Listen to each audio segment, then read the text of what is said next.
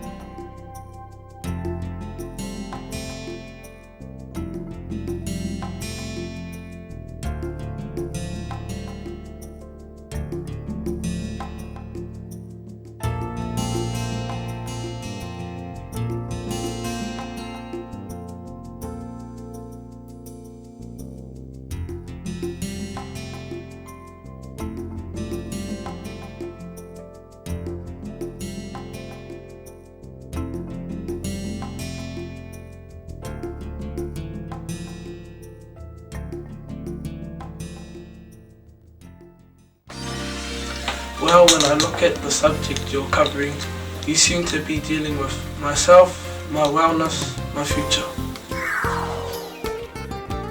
Well, there you're hearing the voice of a YOSHI who's really seeing what our program is focusing on. What we're having to look after is our Wairua wellness, the wellness of our own self as we conduct our relationships and handle our experience. Let's have another look at issues of relationship and independence that we have to juggle with.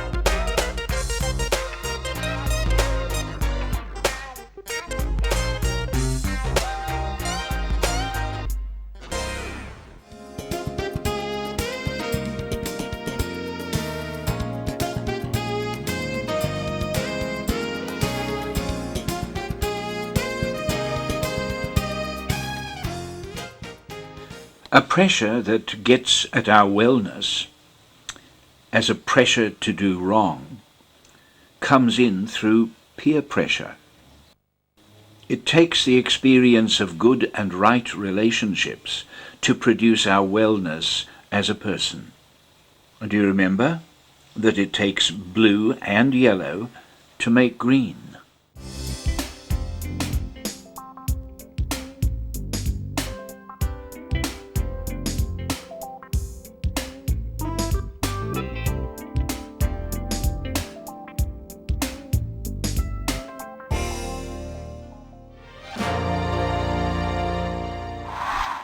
Discuss your experience of dropping the ball of relationships, or of accepting the pressures that put the squeeze on your own wellness.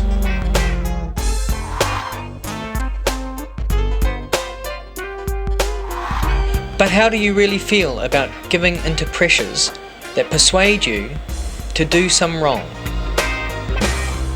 Do you feel you have let yourself down?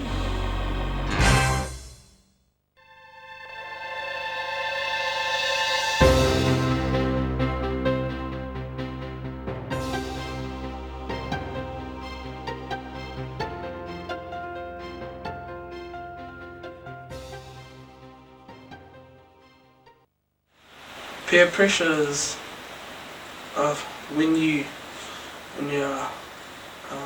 encouraged into doing something you don't want to do, and trying to look cool in front of your mates by doing something wrong or something that you wouldn't do in a family situation, or in smoking when you don't want to, or drinking when you don't want to, and just because they're doing it, try and make you do it as well. But yeah. So basically, it's a pressure to make you do something that you really don't want to do. Yeah. So, why would you do it? To look cool in front of your friends, or just if a lot of people are doing it, try and blend in with them. But you know it's wrong, but you just can't help it if you're like the odd one out between other people. A teenager doesn't enjoy being the odd man out, does it? Not really. No? Mm. It's because it's only natural. You're trying to find, as a teenager, you're trying to find a new level to your acceptance and belonging with people, you know? Yeah. And you're at the stage of finding that with your teenage peers. Yeah. It's important to you to have their good opinion of you, their acceptance of you. That's what you mean by saying you want to appear cool to them, yeah? Yeah. Right? Yeah. Yeah. As a teenager growing up the way you've described, becoming independent, you're developing as your own person, aren't you? Yeah. Yeah. What's the best way? What do you find the best way of handling the peer pressure? Just saying no in the right times, in the right place, and finding new ways to work around it, like being with friends that don't encourage you to smoke and stuff, and just doing other things. Keep myself busy instead of thinking about what's happening with people. Like if people want me to smoke, I'll just say, oh nah, no, go away and do something that makes me wanna forget it. Yeah. What do you understand by independence? Working by myself, like growing up, just working to grow up as a teenager. Like, Yeah. It kind of means standing on your own feet and looking after yourself. independence to me is growing up and standing by myself and learning how to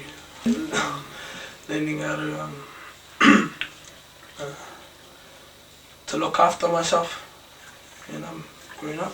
Yeah. And Means making your own choices Yeah. and so on, doesn't it? Yeah. yeah, and choosing my own path as I go. Choosing your own path. Yeah. Excellent. Yeah. Yeah. You like that? Yeah. Any relationship, I suppose, work or just family, anything, girlfriend, boyfriend, that sort of thing. The most important thing I've found is communication, and that's good communication. You know, everyone has arguments and fallouts, but the main thing is coming back from that. You know, I mean, I have arguments all the time with my girlfriend. You know, it's just when you make up is the best bit about it. You know, you come back from it and everything's choice again, and it also makes it stronger. Which relationships do you find good to handle? Relationships with adults or relationships with peers? Both of them. What's your definition of a good person? I think you've been describing it actually, the sort of person you want to become. I could be happy with myself. I could be becoming a good person. If you become like that, you could be happy with yourself, is that right? Yeah. When you fall out with other people, you know, it's because of the lack of communication. Maybe you haven't talked to them for a while, that sort of thing. So to come back and start talking to them, start discussing their feelings is a really good one. You know, just listen to them. And that's probably the best thing about relationships, and the best way to build on them is communication, and you can't really beat that. And to be honest with people, is it? Yeah. Need to be communicate with people and show that you care for their feelings and stuff. Things that are bad tend to move you off your track towards a good goal, or where you're aiming to go in life. And What do you understand by being committed to something? being committed to me means sticking to it, even though something takes you off the track. Sticking to a goal that you have, committing yourself to whatever it is, and just to stick to it or follow it without all the ups and downs that will happen. Just stay on that track or to whatever you're committed to. Okay. William, at this stage of your life, what are you committed to? I am committed to my education and to my rugby.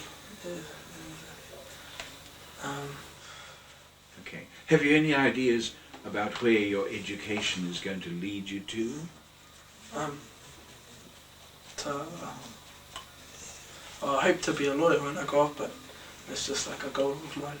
But yeah, I hope I could reach that at the end of my schooling, and when I go to university, I hope I could reach that goal. I'm sure you could.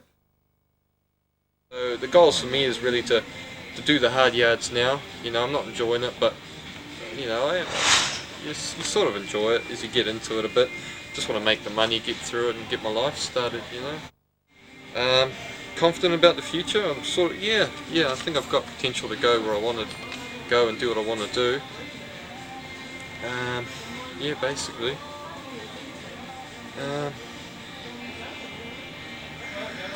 What would help me most? Just hard work, basically. Mm-hmm. Just working hard would be the best thing to get me through it. And my plans to reach them is just to keep going. Basically, it's just put one foot in front of the other. I'm a great sort of counter of counting the months down, counting the weeks down. You know, that sort of helps me keep going. You know, I sort of think, well, it's a long way off, but I did the same thing last year. You know, I sort of counted how many weeks to the end of the year. You know, you look forward to the holidays and that sort of thing. And you've got to do extra things. You know, I do extra curriculum things. You know, we've got volleyball coming up next term. I do sort of weight training after work, you know, exercise. So you've got to have things to balance it. Well, what I want in the future is just to want to have everything set up, basically, so I can relax in the future. You know, I'm not looking at a whole lot as a career. I just want to sort of be happy. You know. What do you think a good person is, and what do you think a bad person is like? I think a good person is someone who cares for others, not in any someone who can support themselves and others in time of need. And a bad person is someone who will only stick to himself if others need help or support someone he doesn't give it. That's someone who doesn't really care much about other people, or someone, even if it's just a little bit of help, that still shows you care, just that little bit for someone. What's your a good life? I mean, good life and a successful life. The best way to look at it is a happy life, I think. And if you're not happy, then you can't look at it as being successful. So, to me, I'm not I'm not 100% happy all the time, but I don't feel I'm succeeding. So for me, when I get out of this sort of rut and I get to where I want to do, when I see myself succeeding, I see myself happy. And if I'm not happy, I'm not succeeding, you know.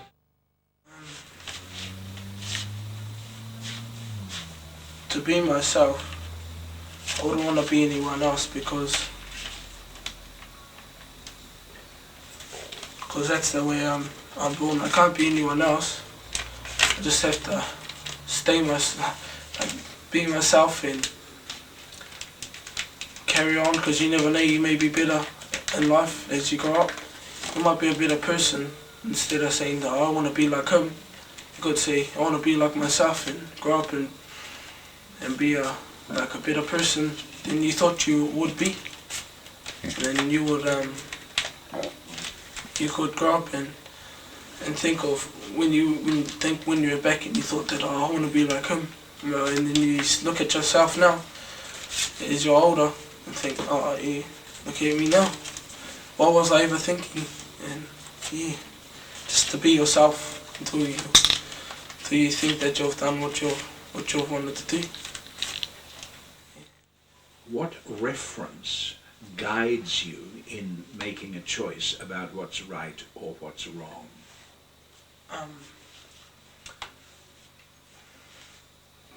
Just knowing for myself, like, not to do it, because in past in like past times, like what troubles it can bring, and just knowing, just keeping on to that, to think that, I say no to whatever thing it was, or yes, just to know the right choices to make. And what do you rely on for the guidance about your past experience and your present experience? What do you find yourself thinking about as the guide? Your family training, or your culture, or a Christian value system, or what do you think about those? Are they good values? Yes, in a way, they are good. But they are good, and they could help a person to go through. Just keep thinking about what's right and what's wrong, and go through all the things that bring you away from where you want to go. They can, like, if you could say no to things, and yes, but just to stick to one thing that will keep you going. Say, just saying no to all bad things that will come your way, and yes to all the good things. It'll keep you to that track instead of going everywhere else. It'll stay with you there. Yeah. And the way you speak about it sounds like you recognize that where you're on track to a good goal, doing things that are wrong gets you off the track. Is that right? Is that your understanding of it? Yep. Yeah? We'll be needing some help from our guidance value system to maintain that wellness. Do you remember that we touched on that last year as a compass issue? We introduce you to Zach and Ruby, who are presenting a little drama that shows up some of the issues we've been dealing with. Watch out for the compass theme of session 10. What? What? Are you alright? No, What's up then?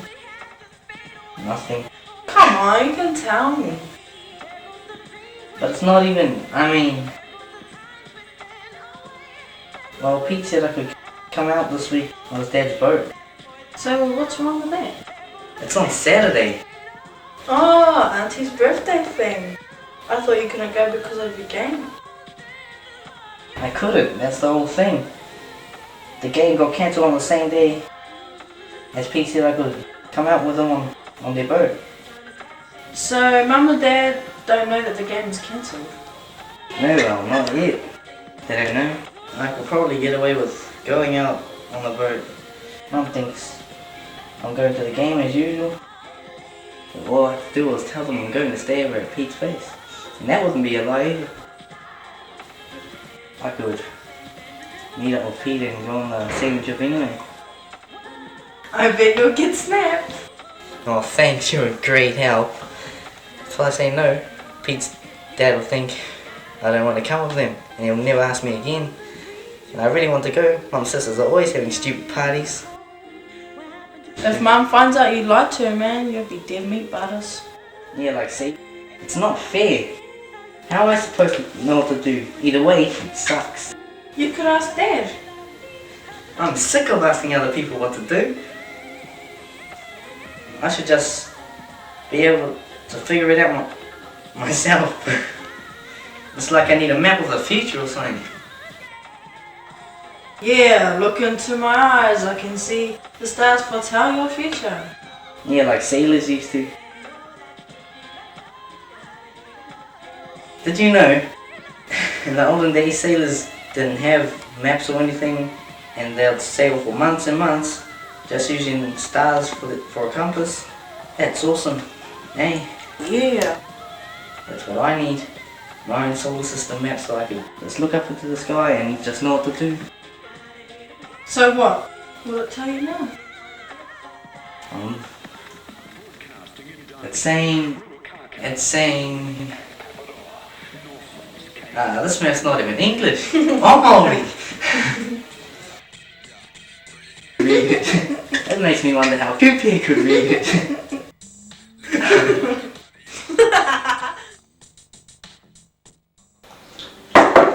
Hey sis! Hey, you're back. How was it? Wicked, it was so cool. It was so cool. I'm gonna get me a boat like that one day. Yeah, right. Fat couch. Oh yeah, how was Auntie's party? It was pretty good actually. Saw Nathan in that. For real? Did Auntie mind me not coming? Nah, Dad explained everything. She was sweet as. Aren't you lucky you did ask Dad? Oh, sure am. Oh, you should have seen me, man. I was diving like a pro. Catch anything? Mr. Harper got some craze. I brought one home. Oh, yeah. Guess what? He let me do all the navigation. I mean, he sort of helped me, but I learned how to do it all. You know, set the course properly? I don't know. That's not even the hard part. First we had to set the course on the map to get Mr. Harper's secret craze spot. But then I was the one who had to do the compass readings and check where we were staying on course. It was pretty freaky. There was just sea all around us. And I was looking at the compass and the map and saying to Pete, straight ahead. Or left or whatever. Choice. I didn't know if I'd ever manage to get us there, but I did. Pete got us there, but Mr. Harper said I could go next. Choice. Yeah, it was awesome. I reckon I could go anywhere now. I don't think you'll get your feet on the ground for days after that adventure. I think I'll give you my cool poster to stick in your room. Yeah, it was awesome. So you think you're so good, eh? So why don't you navigate us to the kitchen so we can have some caruana? Like Zach, you'll feel good about plotting a right course for yourself to a goal and getting there by sticking to right compass references. You can see the connection, can't you, between doing right and feeling good. The red and the green strands are interwoven because to become fully yourself, you need a system of guidance by values.